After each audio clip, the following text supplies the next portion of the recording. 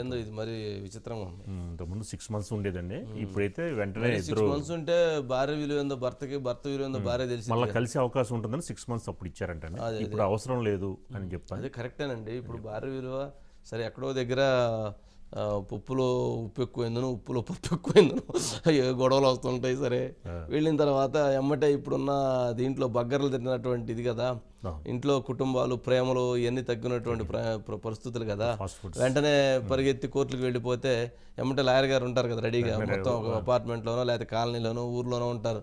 వెంటనే వెళ్తే పిటిషన్ పడేస్తే ఎమ్మటే అయిపోయిద్దానంటే అలా దానికి అంటే 6 నెలలు ఎందుకు పెట్టారంటే 3 times కౌన్సిలింగ్ ఇస్తే వాళ్ళు ఎంతో కొంత చిన్న చిన్న వివాదాలు, చిన్న చిన్న అంశాల విషయంలో కోర్టులకు వెళ్లకుండా ఉంటారు, అనవసరంగా జీవితాలు పాడు చేసుకోకుండా ఉంటారు అనేటువంటి ఉద్దేశంతో పెట్టినటువంటి ఇది. సరే ఈరోజు వాళ్ళు వీటిని పరిశీలించమని చెప్పారు, కానీ వెంటనే తక్షణం ఇచ్చేయాలని చెప్పారు. అంటే మారుతున్నటువంటి కల్చర్లో ఇవాళ వేగంగా డెసిషన్ తీసుకుంటున్నారు. అంటే అంత వేగంగా డెసిషన్ తీసుకునేటప్పుడు వాళ్ళకి ఒకరి విలువ ఏంటో ఇంకొకరు తెలవాలంటే కనీసం 3-4 నెలలు టైం ఉంటే వాళ్ళ విలువ ఏందో వాళ్ళకి తెలిసిద్ది. ఒరే లైఫ్ ఇది కాదు ఇది అనేటువంటిది ఎవరైనా చెప్పడానికైనా అవకాశం ఉంటుంది. ఆ టైంలో కొంత స్పేస్ తీసుకుంటారు. అంతేగాని మీరు వెళ్ళిపోవడంతో మీరు పిటిషన్ వేసేయండి, ఇద్దరు కలిసి తీసేసుకొని వెళ్ళిపోండి అంటే ఇక కలిసి ఉన్న కాపురాల కంటే విడిపోయిన కాపురాలు ఎక్కువ అవుతాయి ఏమైనా భయం వేస్తుంది. అంటే ఇప్పుడు కాదు, భవిష్యత్తులో ఇంకొక రాబోయేటువంటి జనరేషన్స్లో అదొక పెద్ద ప్రమాదం అయ్యేటువంటి పరిస్థితి ఉంది. మరి చూద్దాం. సురేష్ గారు ఉన్నట్టున్నారు కదా. సురేష్ గారు, వంశీ గారు ఏమండి ఏమంటారు?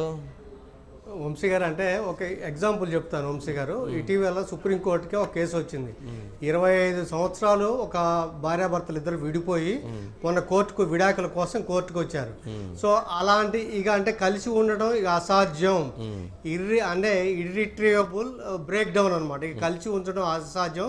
ఒకవేళ వాడు లీగల్ కలిపి ఉంచాలని ప్రయత్నిస్తే ఒక క్రూరత్వం అవుతుంది అని చెప్పని.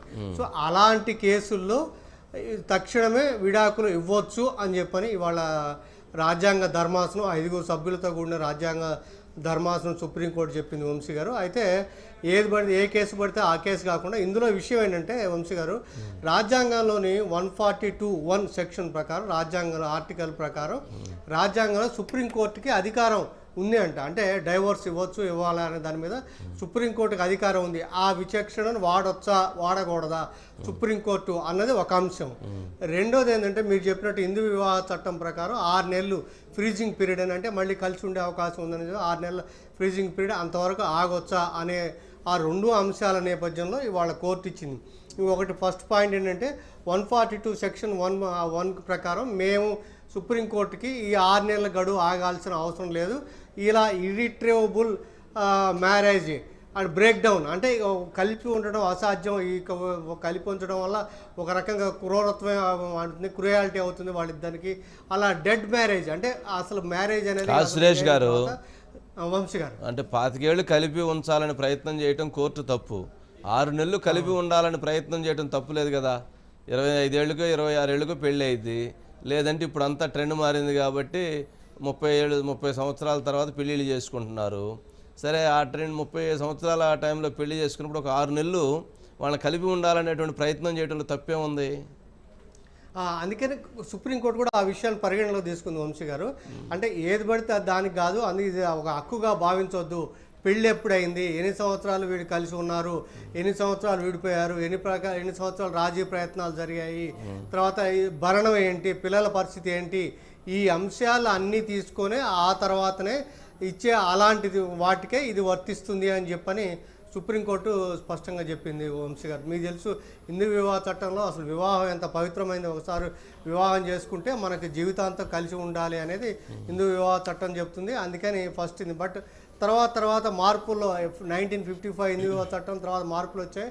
అప్పుడు 13B అనే దాంట్లో క్లాజ్లో కూడా 6 months అనేది పెట్టారు. దాన్ని చూసుకొని పెట్టుకొని ఇది ఇచ్చారు వంశీ గారు. అంటే అంటే వెంటనే విడాకులని కాదు, అంటే ఈ చట్టం కింద మేము ఇవ్వచ్చు, సుప్రీంకోర్టుకి అధికారం ఉంది. అయితే అది కూడా మళ్ళీ ఒక మెన్షన్ చేశారు సుప్రీంకోర్టు ఇంకో కేసులో, డైరెక్ట్గా నేరుగా మా దగ్గరికి రావడం కాదు, వేరే ఫోరంలో వేరే అయిన తర్వాత మా దగ్గరికి వస్తే అప్పుడు ఇర్రిట్రేవబుల్ అంటే ఇంకా అసలు ఇక బ్రేక్ డౌన్, ఇది డెడ్ మ్యారేజ్, ఇక దీనివల్ల కలిసి ఉండడం అంటే లీగల్గా కలిసి ఉండడం అని చెప్పడంలో దీనికి అర్థం లేదు. అలాంటి కేసుల్లో మేము ఇమ్మీడియట్లీగా తక్షణం జనరల్గా 6 నెలలకి ఇస్తున్నారు కదా సురేష్ గారు, 6 నెలలకి ఇద్దరు కలిసి ఉండటం కుదరదు అనుకున్నప్పుడు ఇస్తున్నారు కదా. అంటే దీంట్లో ఇక్కడ సుప్రీంకోర్టుకు వచ్చే కేసులు 6 నెలలు కలిసి ఉండడం అనే క్లాజ్ ఇంకా లేదు వంశీ గారు. Yes. అది అసలు అంటే మ్యారేజ్ కలిసి కొత్త క్లాజ్ అనమాట ఇది. Yes, sir. అంటే కలిసి ఉండడం కలిపి ఉండడం సాధ్యమా, సాధ్యం కాకపోతే ఇమ్మీడియట్లీ విడాకులు ఇవ్వచ్చు అనే క్లాజ్ ఇప్పుడు కొత్తగా చెప్పింది సుప్రీంకోర్టు. అంటే పెళ్ళైన 2వ రోజు నుంచి 80 సంవత్సరాలు పెళ్ళి కలిసి 40 సంవత్సరాలు 50 సంవత్సరాలు కాపురం చేసిన కూడా ఈయన ఇప్పుడు వెళ్తారేమో సురేష్ గారు. అంటే వివాదాలు అయిన వాళ్ళు ఇక వెంటనే సుప్రీంకోర్టు మెట్లు ఎక్కుతారేమో. అంటే మినిమం 6 years అనే ఒక క్లాజ్ ఉన్నట్టుంది వంశీ గారు. అంటే మినిమం 6 years వరకు కూడా వీళ్ళు కలిసి ఉంటే ఆ తర్వాత ఇలాంటి వాళ్ళు కలిపి ఉండడం సాధ్యం కాకపోతే అప్పుడు మేము ఇచ్చేస్తాం అన్నట్టుగా. సరే ఏదో ఒకటిలేండి, ఏదో ఒక మొత్తానికి అటు ఇటుగా చూద్దాం. మరి ఏదన్నా కానీ ఒక అంశం ఇది అంటే భార్యాభర్తలకు సంబంధించినటువంటి